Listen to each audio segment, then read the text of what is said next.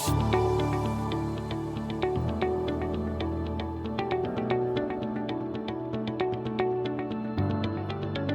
everybody. Welcome to Project HR, a podcast dedicated to building better workplaces.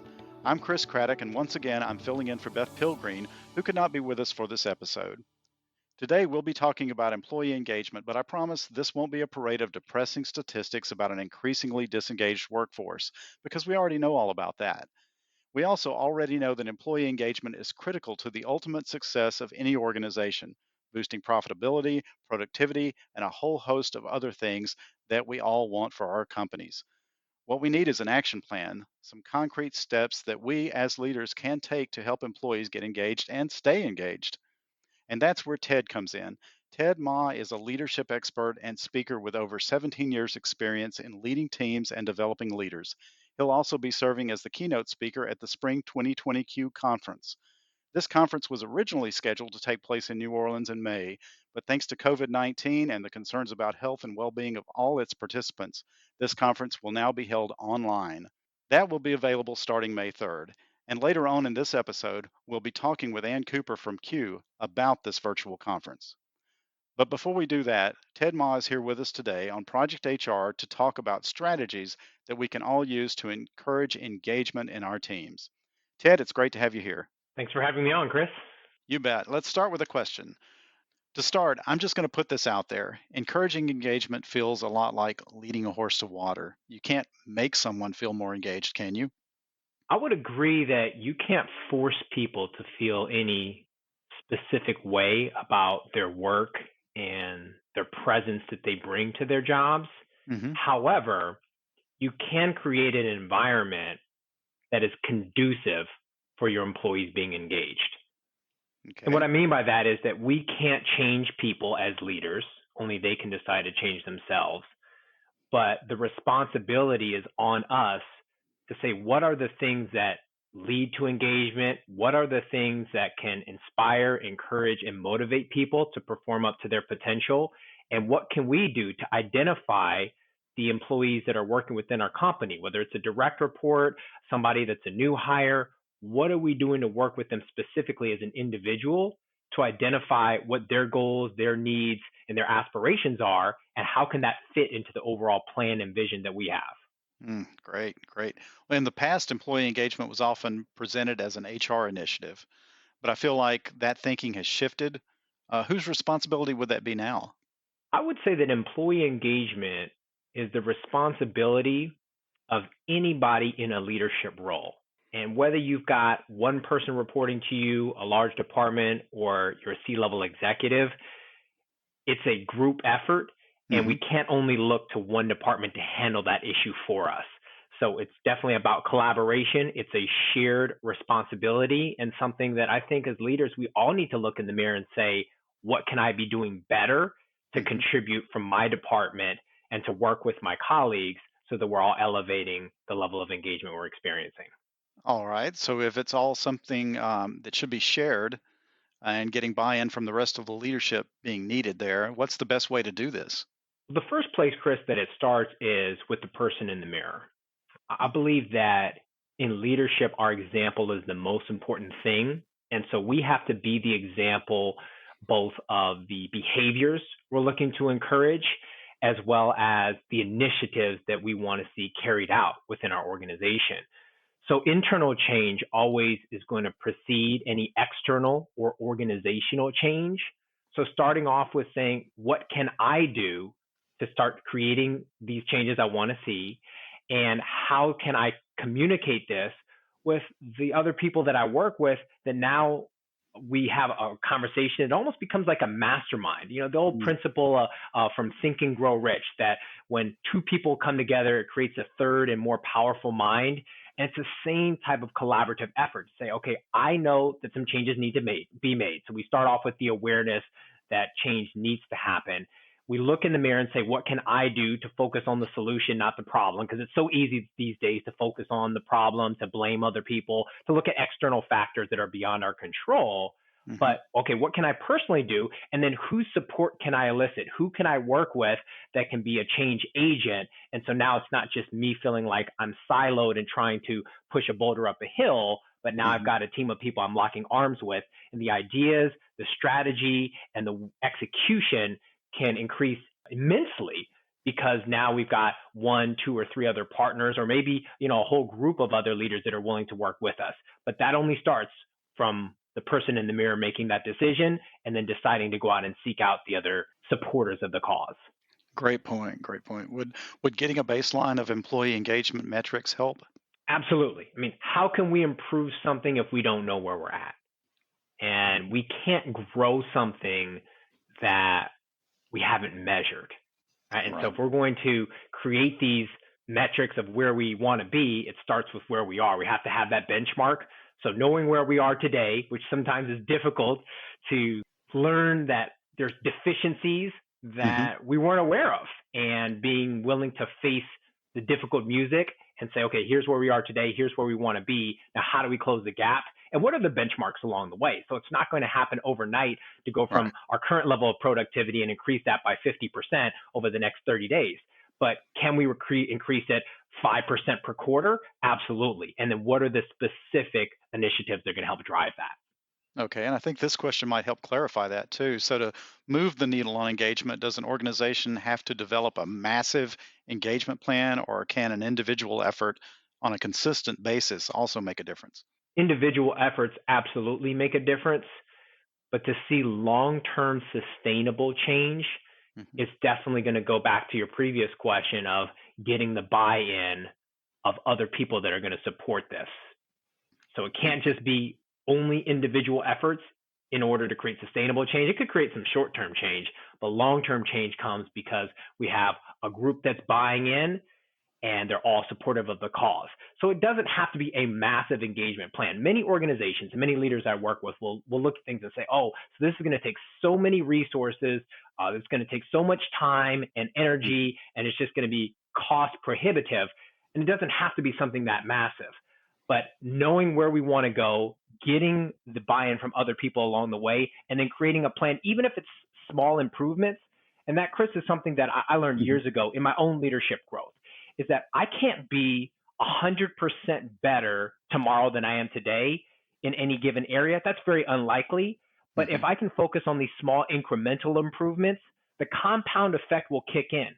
So when we look at a problem or we look at an area that we need to improve in, saying, okay, what are those small changes? And maybe I can't grow 100% overnight, but can I get a third of a percent better per day in this area, in developing new leaders, in my orientation process, in Hmm. acclimating people to a new system we're migrating to? And all the leaders I talk to will say, yeah, I can get a third of a percent. We're not even asking people to grow by 1% per day, but 0.3 of a percent. But the Hmm. beautiful thing about this slight edge effect or the compound effect is that a year from now, if we're growing by a third of a percent per day, all of a sudden, a year from today, when we're in 2021, we're 100% better in that specific area because we made those small steps of measurable progress versus trying to have this massive plan where we feel like it needs to be done overnight. Right. So it sounds like what you're saying is don't try to push that growth too fast. Try to concentrate on what difference you can make today and make those changes. Absolutely. And That I would caution, I would say yes, but the caveat to that is there's a fine line. Like pushing the growth too fast, having unrealistic goals or Mhm. unrealistic metrics and benchmarks is something that's setting us up for failure and frustration as leaders. However, if we get too complacent and say, well, over the next 5 years, we're going to improve Yeah. by 3%, well, that's not Mhm. very inspiring to anyone, and that's not going to meet the performance metrics of any given organization. So it's Right. the fine balance. On one hand, is you don't want to put unrealistic pressure on yourself. On the other hand, you do want to have goals that inspire people, that inspire Mhm. you, and that Mhm. can inspire other people to want to move with you. So if your goals are too small, it's not going to inspire anyone. And even if you hit them, it's not going to make a big difference. But if they're too outlandish, now all of a sudden you set yourself up for disappointment. So finding that happy medium, that you set goals that are out of reach a little bit, but not Mhm. completely out of sight. That's a great way to put it. So things that you might not predict yourself being able to reach, if you just take a little chunk at it at a time, at some point you can actually see that daylight and you can actually get to that point. Absolutely. Oh, Spot on. fantastic. Fantastic. Well, listen, we have to take a sponsorship break right now, Ted, but when we get back, we'll get more specific about the steps and strategies that leaders can take to engage employees. So stay with us.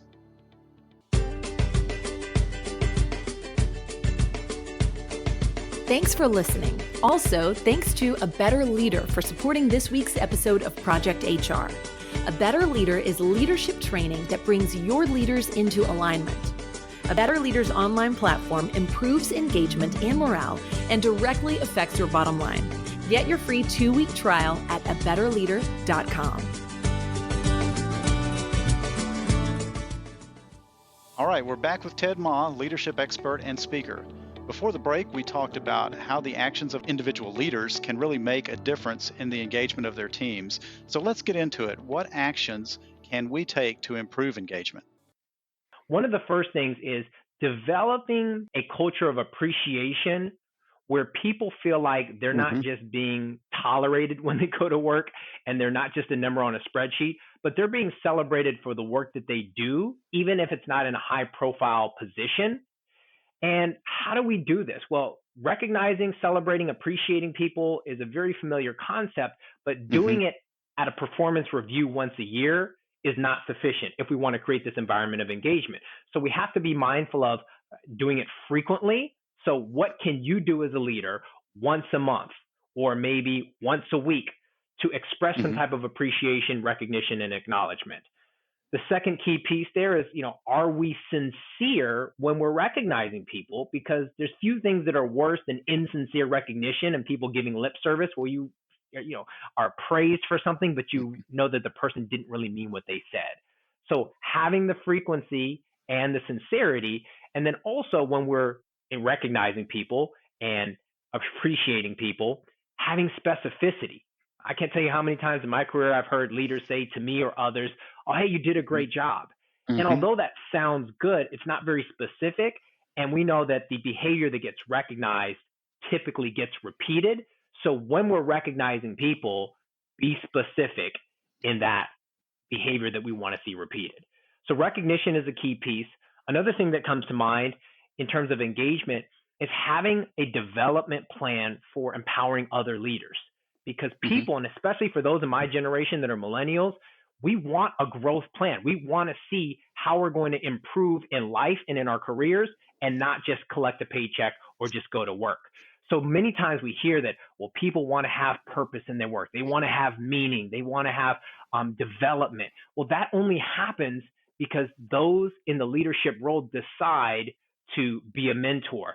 Those in a leadership role say, okay, here's a plan over the next 12 months of what you can expect to learn. Here's the skills you will acquire by fulfilling your job responsibilities or by meeting these benchmarks. So having the development plan. And the last idea around engagement, Chris, I'll share with you for the sake of this podcast would be around feedback, making sure that we're giving feedback out to those that we lead, because once again, going back to my generation of millennials, we thrive on feedback and people continuing to give us that coaching type of advice and guidance along the way, not once a quarter or once a year, but on an ongoing basis. So giving feedback where it's needed, and then also being receptive to feedback, because unfortunately, many leaders, when they ascend to a certain level that comes with a title or a certain salary or a certain amount of prestige, they feel like they don't need to learn anymore, or they feel like they've arrived. And all of a sudden, their ego gets overinflated and they feel like, well, because I've gotten here, I'm finished growing and learning. And they forget about the magic of seeking out feedback from trusted confidants and saying, what can I do to improve as a leader? How can I be more effective in my job? Or am I doing anything that's hindering you from reaching your goals? And asking those poignant questions to these colleagues who have your best interest in mind that you trust can illuminate some incredible areas of growth for you as a leader, which in turn helps to have a positive impact in your organization. Fantastic. Yeah, we can never stop learning. If we do, we become stagnant too easy. So let me make sure I've got all of those. You recognize and recognize frequently. You be sincere at it. Be specific with it. Begin mentoring, learning, and developing with your other leaders, bringing up new leaders through that. Giving feedback and being receptive to feedback yourself, and just never stop looking for opportunities to learn. Would you say that kind of sums that up? Yes, absolutely. Fantastic. Okay, so Ted, as leaders, we need to be advocates for our employees. Would you say that's true? I would say that is very true. And if you're a leader that does not advocate for your employees and your team, they will find another leader who does. And that's one of those things where I've read this many times, and it's one thing to hear it, and it's another thing to keep it top of mind. That employees typically don't leave because they weren't getting paid enough. They leave because they leave bad leaders. Absolutely. Some recent research I read showed that 75% of employees quit their job because of their boss. Hmm. So people don't quit companies or jobs, they quit people because the leader was not meeting their needs in one way, shape, or form. Okay, we're going to take a little bit of a different turn here. Let me ask you this. Is engagement impacted by talent acquisition and retention efforts? If a wrong fit is hired to begin with, engagement efforts can only go so far, right? I would agree with that. Retention and hiring the right people are very symbiotic. And if you put the wrong person in a position, you can do your best as a leader to get them and keep them engaged, to motivate them, to recognize them, to build a relationship, to help them buy into the bigger vision of the work they're doing and the work that your organization is doing. You can do all the right things. But if they're the wrong person and Mhm. they're not a fit, it's like the old saying of putting a square peg in a round hole, whatever that saying is, they're just not a good fit. So it's of the utmost importance of finding people not necessarily that have all the skills that you're looking for, because skills can be trained, but they have the right mindset and attitude. And I've coached several CEOs that have told me of large organizations that say, what we hire for attitude and personality Mhm. much more so than skills, because skills can be trained. And if you find someone who has the skills, but they've got a bad attitude, it's like the rotten apple syndrome. But if you find somebody who's got a great attitude, the right mindset, they're a team player, but they may not possess all the skills, they can acquire those in a period of time that makes sense for them to fit into the position in the organization. And they're much more likely to bring a harmonious relationship and to be more productive and to ultimately have a better outcome in terms of their productivity and their impact on their coworkers than the Mhm. person who had the skills but not the right attitude. Great. That's fantastic. Yeah, I've heard that recently too. Recently, when Projections was doing interviews with one of our clients, we were interviewing their leadership, and they were saying that they wanted people that were enthusiastic and excited about their job. And if they got that, then they could train them to do the other. That having someone enthusiastic and excited was far more important. Well said. So, what does the role of training or even mentorship play in encouraging engagement? It plays a critical role. And being a mentor, well, first of all, having a mentor, I believe, going back to a previous comment you made, Chris, that we should always be learning. We Mhm. should always be students of life, students of business, students of opportunities that can help us to become better. The role of training and mentorship in encouraging engagement is essential. Years ago, I heard a quote from Ray Kroc who said, "You're either green and growing or you're ripe and rotting." So we as leaders need to be always green and growing, not ripe and rotting. But so we should have mentors, but also being that mentor to other people. Mhm. So the relationship that we build with people, how do people feel after they talk to you, is a question I would encourage our listeners to reflect on.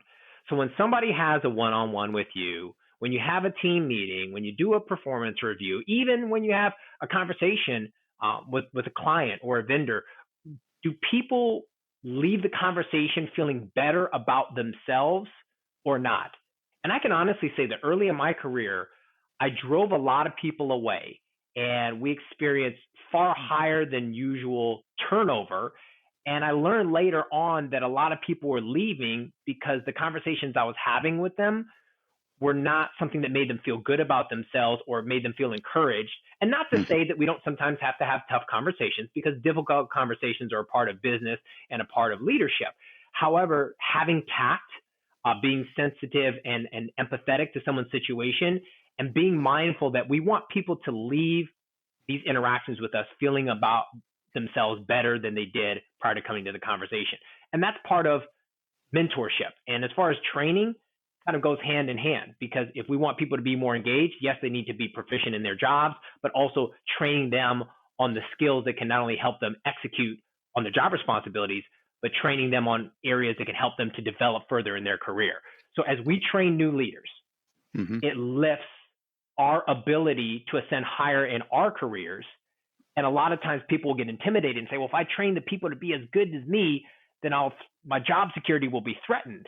Where the reality is that's a scarcity mindset. The reality is if you train people to be as good or better than you, it opens up new doors of opportunities for you to continue to ascend, and you make a very positive impact because you've multiplied now the influence and the results because you've created other leaders versus just keeping people only at a certain level of proficiency needed to meet their job requirements.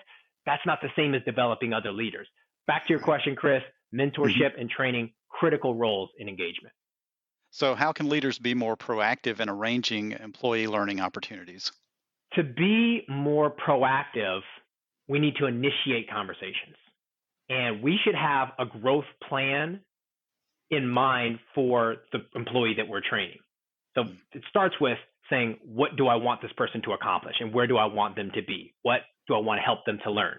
And then initiating a conversation to get their buy-in to this. So instead of just handing them a list or emailing them a list and saying, these are the things that need to be done over the next quarter, over the next year, we give them some context around why. And that's so critical in today's workforce. Don't just tell me what to do. Let me know why I'm doing what I'm doing. And that gives me more understanding of how this is going to benefit me in the long term, because everyone wants to know what's in it for them. That gives me more ambition to stay with this company long term because I see the growth that I'm going to experience by staying here. That gives me more purpose and meaning behind my work because now I know why I'm being asked to do this instead of just being told to do this. And that's where a lot of times people forget that the conversation that you have to create this bridge in their understanding and their mindset can make all the difference in terms of their engagement and long-term retaining them as an employee. Absolutely. And if someone doesn't understand why they're doing something, even if they've been told by their boss to do something, it's very hard for them to be motivated and to really put forth their best effort. So that's very critical, I think, too. Listen, Ted, it's time to take a very quick break, but we'll be right back after this. You're listening to the Project HR podcast. I'm your fill-in host, Chris Craddock, and our guest today is leadership expert and speaker, Ted Ma. And we're back. Ted, engagement isn't something that leaders usually talk about with their teams, at least not in those terms. Should this be something that we talk about with employees? I don't think it hurts to talk about engagement, depending on how you frame the conversation. Going back to a previous question, Chris, and how we make people feel when we leave a conversation or an interaction with us. If we're approaching this from a line item perspective or almost a performance objective that we're placing upon them, I expect that the engagement of this department will increase by X. Why aren't you more engaged? You need to be more engaged at your job if you want to stay here long term, or if you want to succeed, or if you want to be considered for a promotion. Those type of condescending conversations, as you can probably tell from my tone, will not end up well. So it shouldn't be a topic that we avoid, but we approach with curiosity. So to discuss engagement with an employee and say, hey, listen, I noticed that a lot of times when you're at work, you don't feel like you're fully present. Is there something I can do to better support you in your role? Are there certain resources that would be helpful for you to have access to be able to be more efficient in the work that you're doing? Is there something missing in our department? Is there a blind spot that I'm not seeing that would help you be more successful in your job and help your coworkers to continue to do better as well? Because I want this organization or this department to continue to flourish. And I know there's probably things you see that I don't see. So Chris, you can kind of see the difference there, right? One approach is a mandate. Another approach is curiosity, learning, and being inquisitive. And if we take the latter approach, I think that we can discover not only opportunities that we may have missed out on, but we also engage the person and let them know, hey, we're aware that they can be doing a better job and that we can be doing a better job. Let's go on this journey together instead of me telling you that you need to be more engaged. Absolutely. And that kind of touches on servant leadership. I mean, you're there to make sure your employees are successful. So when you notice that they're not engaged, find out, what you can do to help. And what do they need? Is there a tool they need? Is there some training they need? Is there something else that they need to help them better stay engaged? Absolutely. As we mentioned earlier, you'll be delivering the keynote speech at CUE this spring. And we're actually going to be speaking with Ann Cooper a little bit later in this episode to learn more about that. But before we go there, we've had a chance to review your keynote outline. And in it, you discuss the kind of leaders who inspire you to do your best. And I do feel like that's ultimately what we're trying to do when we talk about encouraged engagement with employees. Would you agree? I would agree with that. And for us as leaders, it's not just about engaging others, but it's about being the example that inspires the engagement in others. It's about intentionally empowering those on our team and developing new leaders. Well, and I'm going to go back to one other thought I had earlier, too. Can other employees help with encouraging engagement in their coworkers? And what can they do, and how can those leaders kind of help guide them in that? Absolutely. Can that be, and that goes back to the word culture, right? Mhm. When you have unengaged employee, that's better than a disengaged employee, of course. But when you create a culture, and this goes back to one of your initial questions, when you are working with the organizational leaders, you have your strategic partners that are helping to build this environment, to create this culture where it's not just one division, one department, one employee that's engaged, but you create the culture. Now, all of a sudden, it grows outside of your control in a very good way, because now people show up to work feeling like, I come here because I want to come here. Yes, this is my job. And yes, I need to feed my family, but I enjoy what I do, even if my position's not glamorous, because I feel rewarded, because I feel recognized, because I feel appreciated, because I feel that my work is purposeful. And that inner passion, that enthusiasm, that joy that people bring to their jobs. And we've seen people in all kinds of positions that could easily get overlooked as, oh, that's just, some kind of menial laborer, but they bring joy to their work, and all of a sudden it infects the people around them with this positivity, and the enthusiasm becomes contagious. And now you've got a whole organization that's engaged, because it wasn't just coming from the top down. It starts at the top, but it spreads, and all of a sudden now it can be coworkers that are keeping each other more engaged.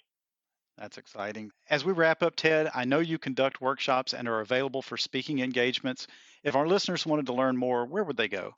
Best place to find me would be realtedma.com, or on any social media platform of your choice, realtedma. Fantastic. All of that information, of course, will be included in this episode's companion guide. So sign up for it at projectionsinc.com/podcast. But Ted, the interview's not quite over yet, because it's time for our lightning round questions. And these are the questions we ask every guest on the podcast. Are you ready? I'm ready. Okay, topic showdown.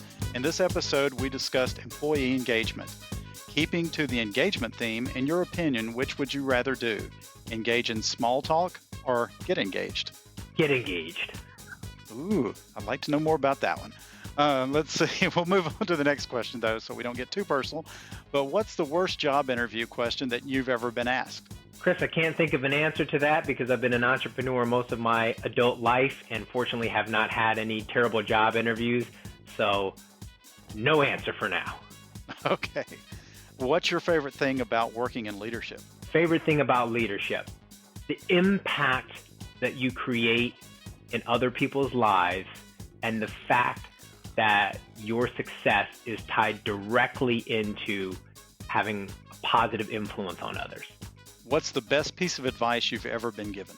The best piece of leadership advice that I've been given is that leaders are developed, not discovered. So anyone can become a leader, and that is a process that takes time.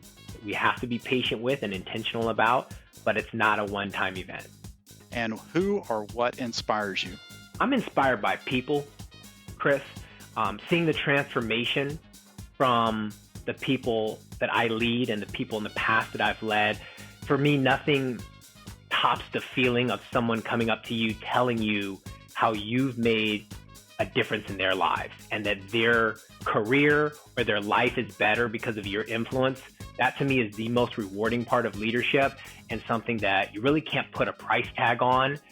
And in terms of the leadership space, I'm definitely inspired by Dr. John C. Maxwell. He's been one of my favorite leadership authors and speakers for many, many years now. So I'm always learning, as you can probably tell from this interview, always growing, and just always inspired and curious to get better, to learn more, and to make as big of a difference as I can. Thanks for joining me today on this week's episode of Project HR, Ted. Thank you for having me, Chris. Fantastic. And right now we've got Ann Cooper on the line. Ann is the Interim Director of CUE. And while now is pretty much crunch time for her and the CUE conference, she's been kind enough to find some time to record with us today. Welcome to Project HR, Ann.